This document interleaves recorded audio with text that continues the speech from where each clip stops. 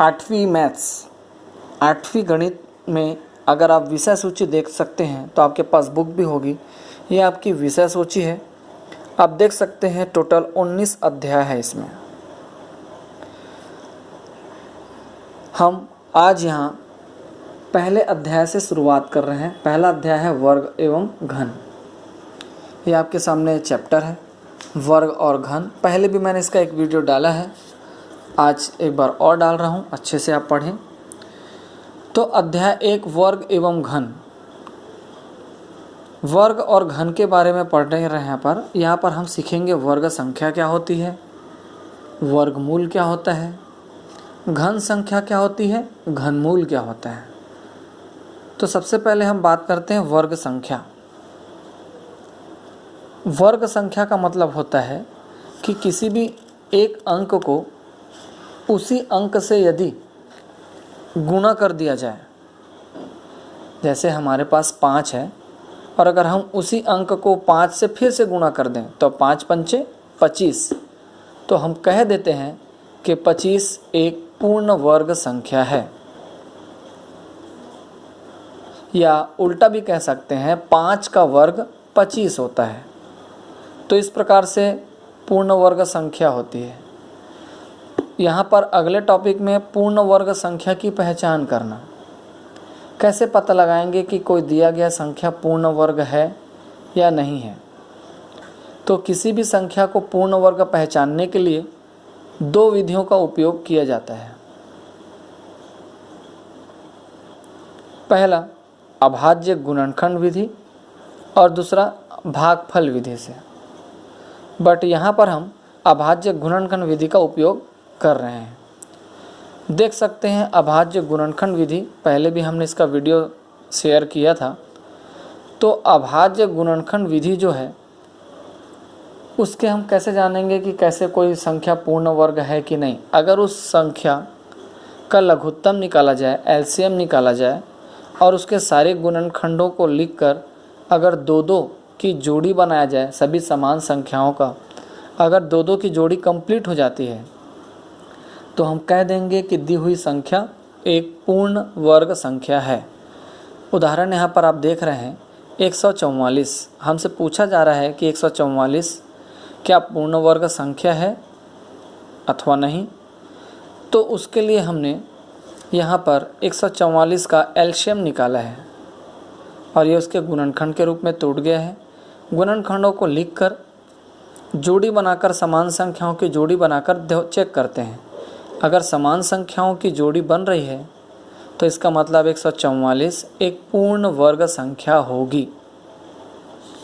इस प्रकार से हम पूर्ण वर्ग संख्या की पहचान कर सकते हैं। एक एग्जाम्पल और देख सकते हैं 252 का। अगेन एलसीएम निकालेंगे, ये उसका गुणनखंड निकल रहा है। गुणनखंड को लिखकर समान अंकों की 2-2 की जोड़ी बना रहे हैं, बट पता चल रहा है कि 7 की जोड़ी नहीं बन रही है। तो इसका मतलब ये हो गया कि 252 जो है वो पूर्ण वर्ग संख्या नहीं है। तो इस प्रकार हम पूर्ण वर्ग संख्याओं की पहचान कर सकते हैं। बहुत आसान है अभाज्य गुणनखंड विधि के द्वारा। हाँ, अगले विषय में संख्याओं के पूर्ण वर्ग संख्या बनाना। कोई दी गई संख्याओं को किस प्रकार से पूर्ण वर्ग संख्याओं में परिवर्तित किया जाता है। जैसे अभी हमने देखा था कि कोई संख्या का पूर्ण वर्ग तब बनेगा जब उसके सारे गुणनखंड 2-2 की जोड़ी में हो। बट अगर क्या होगा कि कोई संख्या दी गई हो और उसका गुणनखंड 2-2 की जोड़ी में ना हो, तो ऐसी संख्याओं को पूर्ण वर्ग बनाने के लिए क्या किया जाता है उसके अनुसार प्रश्न दिया हुआ है। अगर किसी संख्या का पूर्ण वर्ग बनाना है और अगर उसके गुणनखंड में कोई अंक ऐसा है जिसकी जोड़ी नहीं बन रही है, तो उस अंक को या तो हम हटा सकते हैं या उसमें कोई चीज़ जोड़ सकते हैं। तो अगर हम हटाना चाहते हैं तो उसी संख्या से पूरी दी गई संख्या को भाग देना पड़ेगा, और अगर रखना चाहते हैं, लगाना चाहते हैं, जोड़ना चाहते हैं तो उसी संख्या से दी गई संख्या को गुणा करना पड़ेगा। देखें प्रश्न कुछ आपको समझ में आ जाएगा। एक सवाल दिया है, वह छोटी से छोटी संख्या ज्ञात कीजिए जिसे 720 को गुणा करने पर प्राप्त संख्या पूर्ण वर्ग हो। मतलब 720 अभी पूर्ण वर्ग नहीं है। आओ पता लगाएं। 720 का गुणनखंड करके देख रहे हैं। गुणनखंड से हमको समझ में आ रहा है कि 5 की जोड़ी नहीं बनी है, पेयरिंग नहीं हुआ है। और सवाल में दिया है कि 720 में क्या चीज़ गुणा किया जाए। भाग किया जा रहा था तो भाग देते, तो यहाँ पर गुणा पूछ रहा है, तो हमको भी समझ में आ रहा है कि यार अगर यहाँ पर 5 का गुणा हो जाता तो वह ये जोड़ी बन जाती। तो ये 5 का गुणा हम दिए गए संख्या में करेंगे, मतलब 720 में कितने का गुणा करेंगे? 5 का गुणा करेंगे। 720 में अगर हम 5 का गुणा करेंगे तो 720 पूर्ण वर्ग बन जाएगा। करेक्ट। उदाहरण नंबर 3, वह छोटी से छोटी संख्या ज्ञात कीजिए जिसमें 140 को भाग देने पर, फिर से वही काम, 140 का अगेन गुणनखंड निकालें।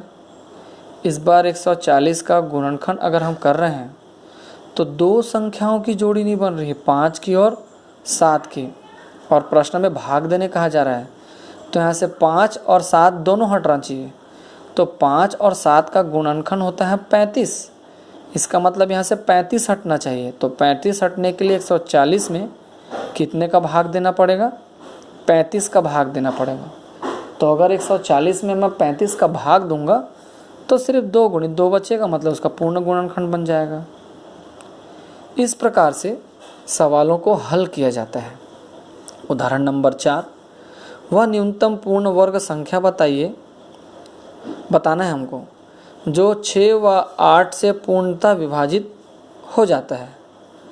मतलब हमको एक ऐसी न्यूनतम पूर्ण वर्ग संख्या बताना है जो 6 से भी भाग चला जाता है और 8 से भी। तो जो 6 और 8 दोनों से भाग जाएगा वो संख्या होगी 6 और 8 का लघुत्तम। 6 और 8 का लघुत्तम अगर आप निकालेंगे तो 6 और 8 का लघुत्तम निकलता है 24। और हम देख सकते हैं कि 6 और 8 24 के अभाज्य गुणनखंड 2 गुणित 2 गुणित 2 गुणित 3 है।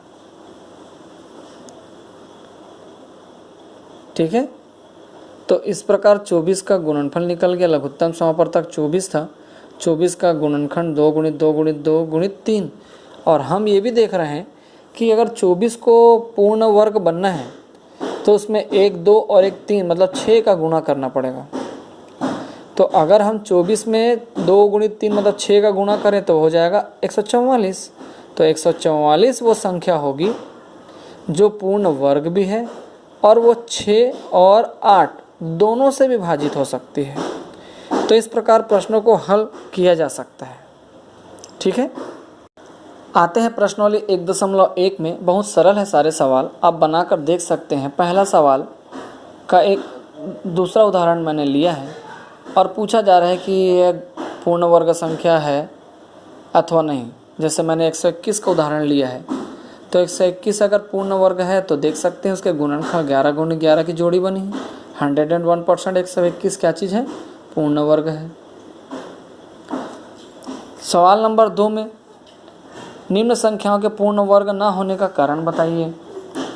जैसे उदाहरण 12,000, तो 12,000 का अगर ये हम गुणनखंड निकालते हैं तो ये 12,000 का गुणनखंड है और इस 12,000 के गुणनखंड में 3 की जोड़ी नहीं बन पाई है। स्पष्ट दिखाई दे रहा है कि 12,000 पूर्ण वर्ग संख्या इसलिए नहीं है क्योंकि इसके गुणनखंड में 3 जोड़ी के रूप में उपस्थित नहीं है। 790 आपके प्रश्नावली में दिया होगा, तो पहले का दूसरे का तीसरा। 790 देखो भाग देकर 5 से भाग दे रहे हैं, फिर 3 से भाग दे रहे हैं, 79। आप अगर गुणनखंड करेंगे तो 2 गुणित 5 गुणित 3 फिर 79, तो ब्लॉक हो गया यहाँ पर। तो इसका मतलब किसी की पेयरिंग नहीं हो रही। तो 100% 790 भी पूर्ण वर्ग नहीं है क्योंकि इसके गुणनखंडों की जोड़ी नहीं बन पा रही है। तो इस प्रकार से आप संख्याओं को पहचान सकते हैं कि वो पूर्ण वर्ग है कि नहीं है। ओके।